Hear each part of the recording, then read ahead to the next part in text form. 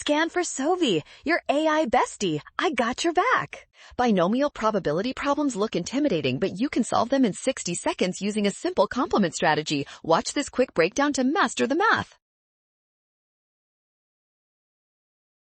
We model this with a binomial distribution where n is 50 and p is 0.04. Since we need at least 3, we calculate 1 minus the probability of 0.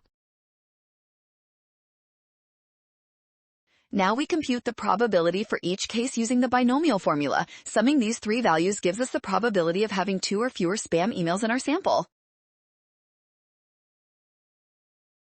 Finally, we add those 3 probabilities together to get 0.6777. Subtracting this from 1 gives us our final answer, which is approximately 0.323. Smart move! Scan the code. You can learn better with SOVI. Avoid the trap of summing the wrong range by always applying the complement rule correctly.